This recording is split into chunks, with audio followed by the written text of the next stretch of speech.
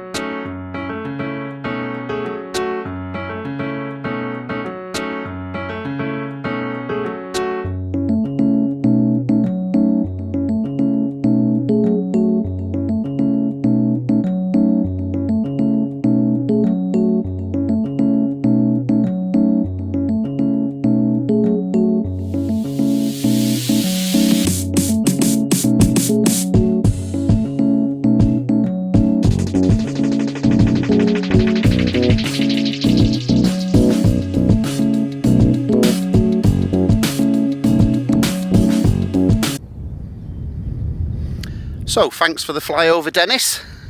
Back into my normal generic review. Here we go. This is a 2003 VW T4 that was converted from new by Leisure Drive. This is the fixed high top, and it's the Crusader model. They chose well at the VW factory and chose a top of the range late T4 with the 2.5 TDI 5-speed manual turbo diesel engine. This particular one has got remote central locking, electric windows, electric mirrors, even cruise control. I think the only possible extra you could ask of the factory on a T4 would be air conditioning. There is a company actually doing aftermarket air conditioning units fitted in London. It's about a 3 or 4 day turnaround,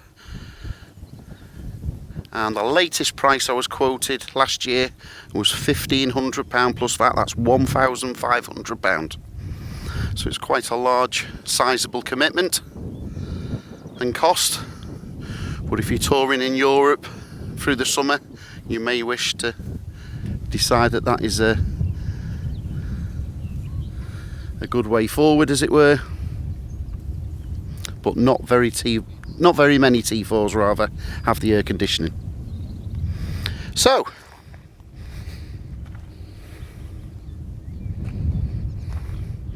As you can see, a lot of the late T4s are just starting to increase in value, folks.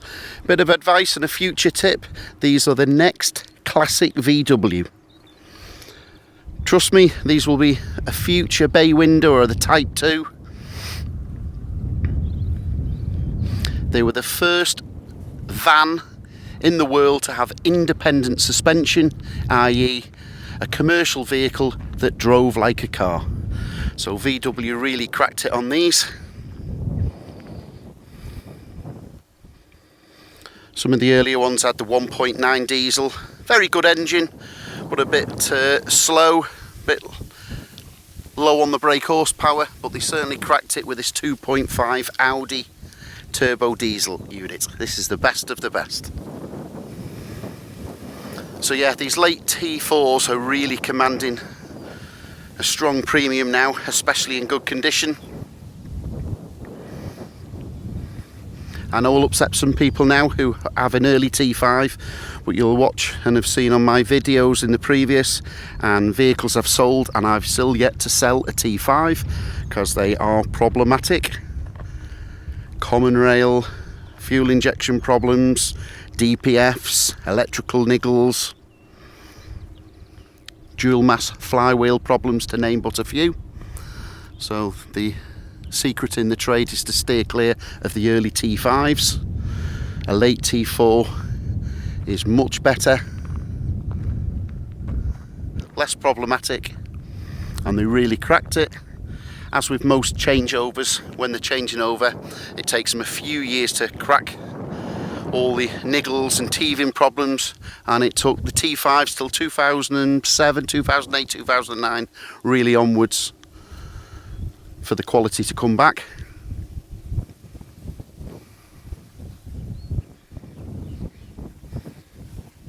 We'll have a quick look under the bonnet or the hood if you're watching in the United States.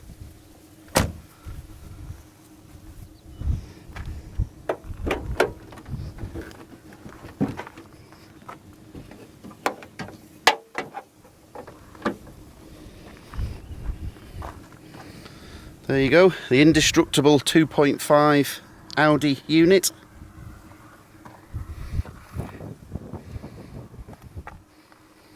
Nice and clean and dry. Just one buying tip: if you've just come to view a vehicle and it's all power washed off and all nice and shiny, just be wary. It's the oldest trick in the book to hide oil leaks. It's been going on in the industry for years. So some unscrupulous people, instead of confessing to an oil leak, will just power wash it off and dress the engine. Just be warned. I like to see them like this, just a few years of dust and dirt, but all presented nice as it should be.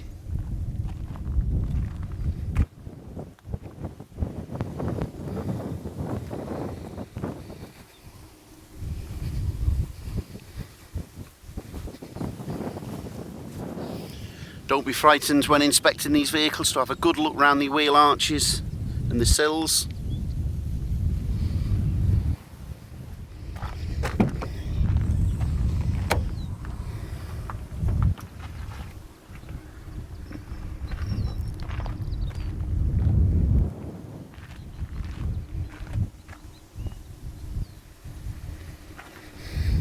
So this particular one has got a full-size toilet.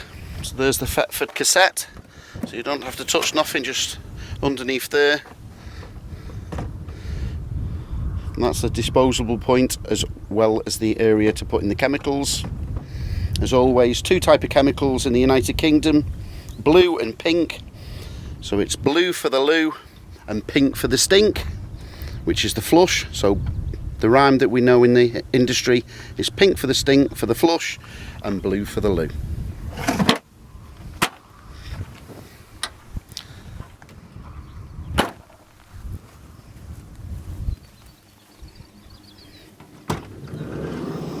Stepping inside,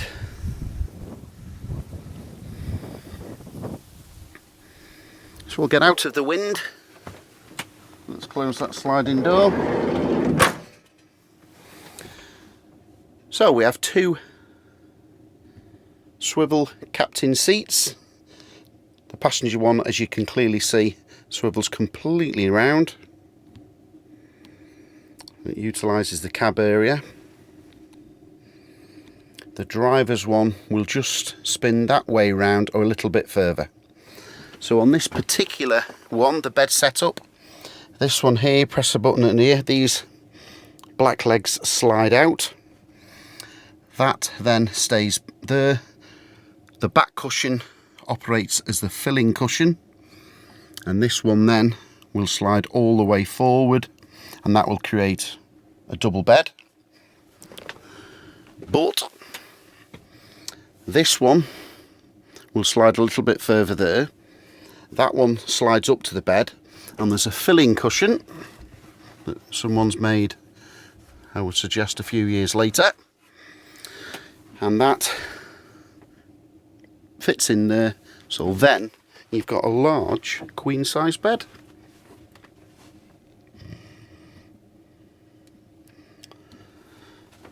So you've got blackout blinds and fly nets to all the windows, so no curtains needed, as it were, on the side.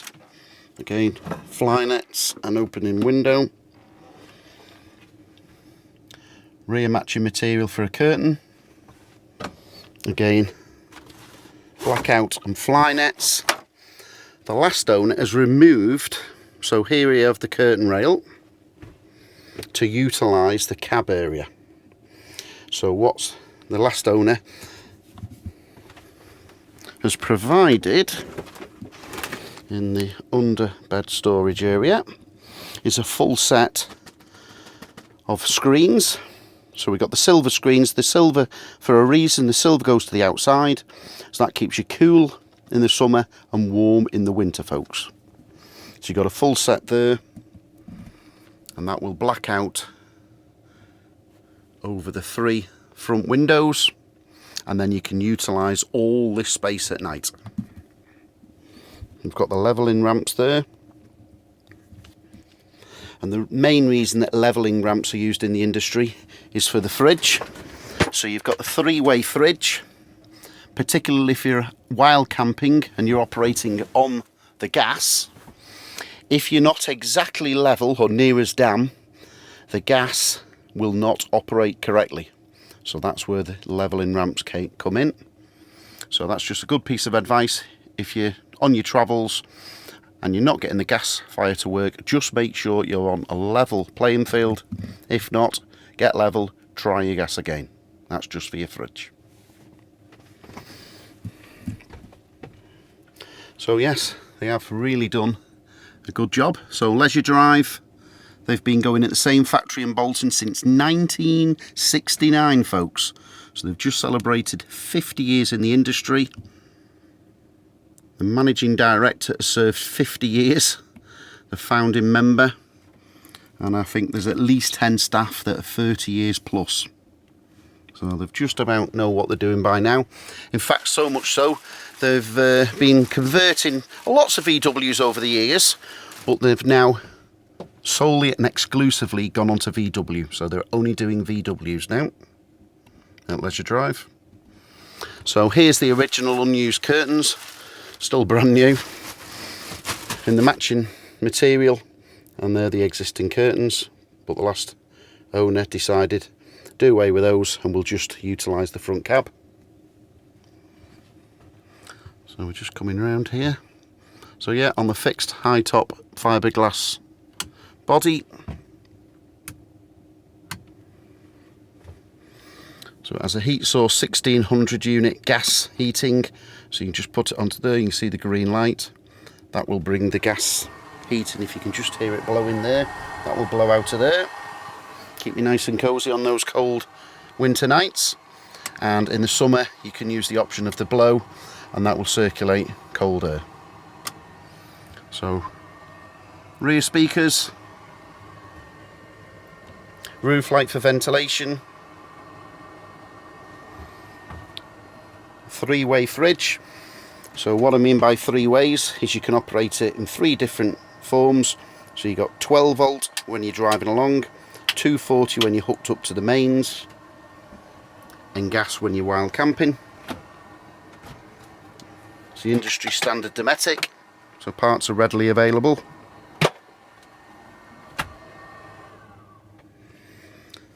That heater is just cut out now. So it's got a mini wardrobe. There's the hanger. But the last owner on this particular one has added an extra shelf there and a drawer there. So it wouldn't be too much trouble to remove those. So he's decided to do away with the mini wardrobe and add some extra storage space. Mirror. So we've got the full panel. So as with most professional conversions, you have a leisure battery, so that will then operate all the leisure facilities off the leisure battery. Flip it up to there. This is only an emergency, folks. You really don't want to be doing this. You could operate the rear lights and leisure facilities off the front battery, but of course, if you flatten that battery, you're not going to be able to start the engine. So the beauty is you can use the leisure battery. It's on a split charge relay system, so it will not discharge the engine battery. So you can have your lights on freely, operating the water pump, the lights, any auxiliaries. If that goes flat, all you have to do, start up your engine, and hey presto, it will start charging the leisure battery. If you're hooked up, you've got the access to your mains 240 sockets, plenty of cupboard space.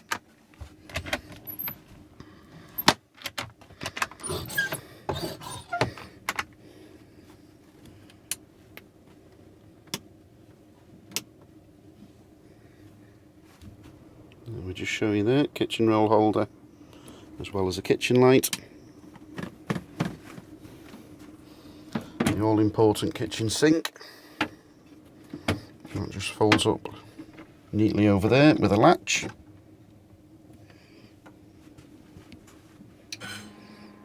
Running cold water.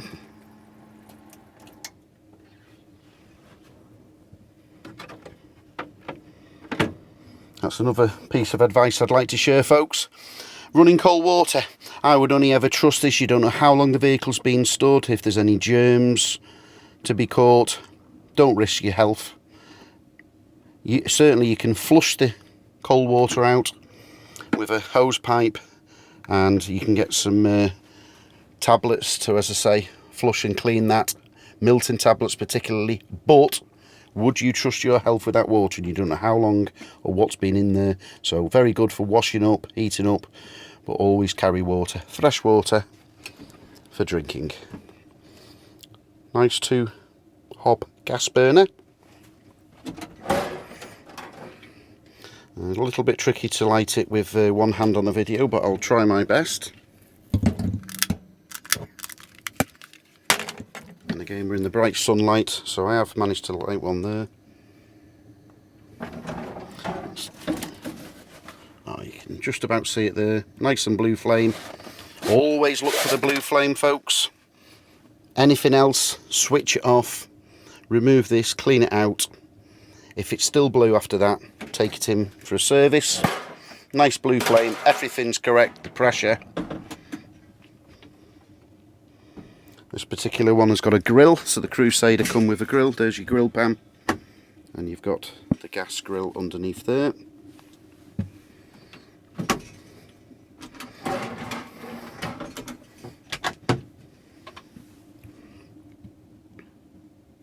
There's your Cali gas bottle with all the correct ventilation. Lots of little things that people don't realise. There's lots of amateurs out there buying vans and trying to convert them by themselves. At best, well, there will never be a proper conversion. They will never hold the value. They will be difficult to insure. There's so many things to think about. That's why the insurance companies steer well clear of homemade vehicles. Ventilation, wiring. If you think a moving vehicle normally has 10,000 moving parts, but if you add to that gas and electricity at the back, it's a recipe for, could be a recipe for disaster. And of course, Leisure Drive have been doing this for years, so they know what they're doing. They have all the industry certificates. So underneath there is all your electrics, fuses, on the Leisure battery.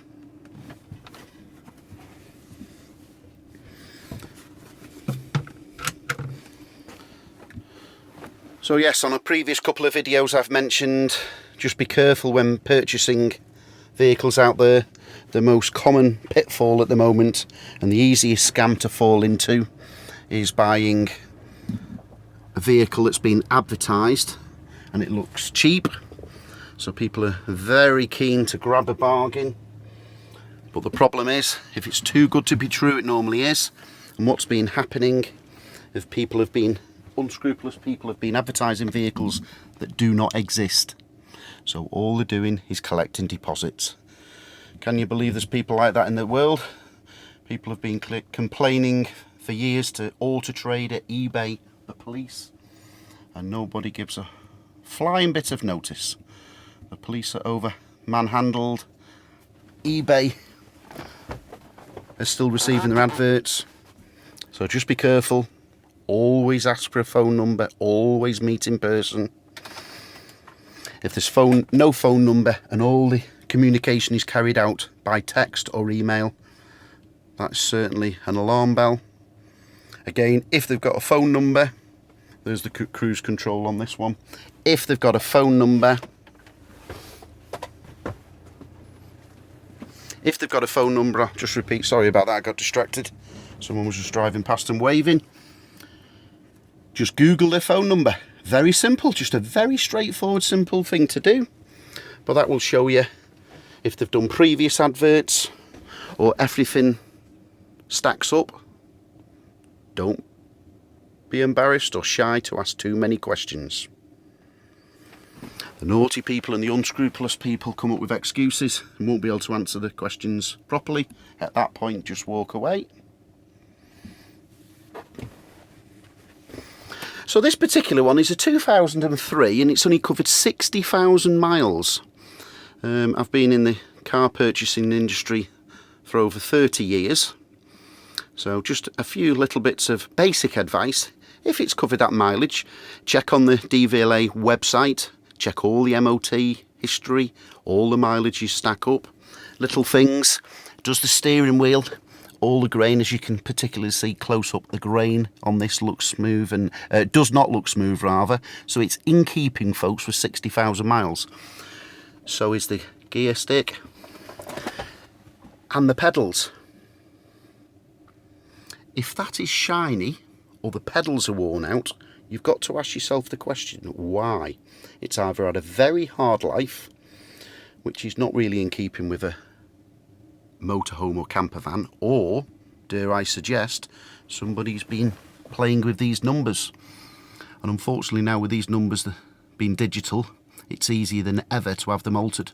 So just make sure you've got all the service history, it all stacks up, speak to previous owners. Lots of little things there to think about.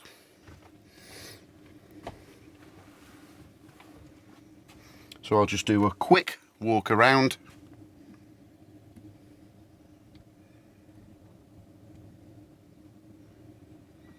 Yeah, Leisure Drive really have done a fabulous job of converting this. I'll touch a little bit on damp issues. So this particular one is a van conversion with a fixed fiberglass roof. Generally speaking, you will not have any problems, damp issues with a van. It's come out the factory and fixed fiberglass roofs, as the name suggests, fiberglass. It's effectively a boat upside down, so you should not have any problems whatsoever. The only problems that may happen if it's been in an accident or if a window has leaked. So these are the only areas generally to check on a van conversion. So just double check around the windows. There's no staining. Clearly you can see there's no staining on this one. The main damp problems arise, I'm just stepping outside now, arise in larger motorhomes that have the seals on the edge. Clearly this is fiberglass in one piece. But when you've got the seals on the edge, only on the edge, a lot of motorhomes don't, but some do. If you can imagine after 10 or 20 years that's been flexing just a tiny little bit. And the problem is, is that can just have a little bit of ingress of water, and that can build up over many years and inside, and once it becomes prevalent and you can see or smell it inside, it's game over and it's too late. So it's a very expensive problem to rectify on a second-hand vehicle.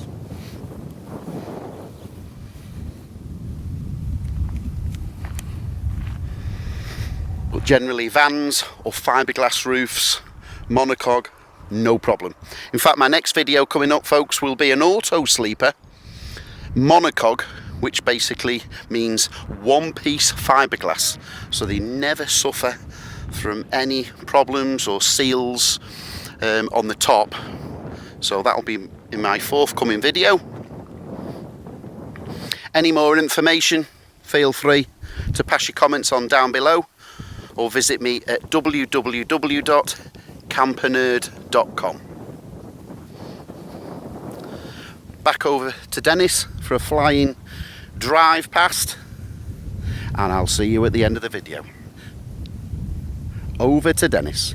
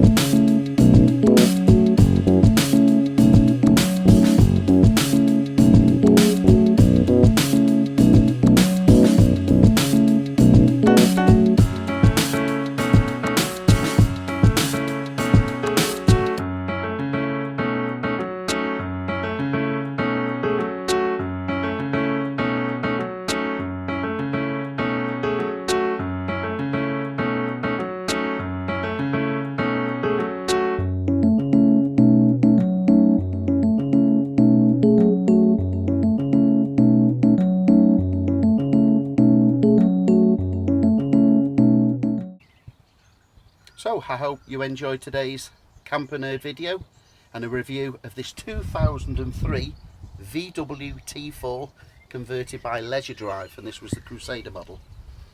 And I hope you enjoyed the aerial film footage created by Dennis the Drone here. So as always, I'll welcome your comments below. Any suggestions or information you further need, please feel free, or you're more than welcome to visit www.campernerd.com, where I've got further information available and vehicles for sale. Goodbye for now, and I'll see you on the next exciting review, which will also be a VW T4, but that's going to be converted by auto sleepers with the one-piece legendary monocoque fiberglass body shell. Goodbye for now, folks.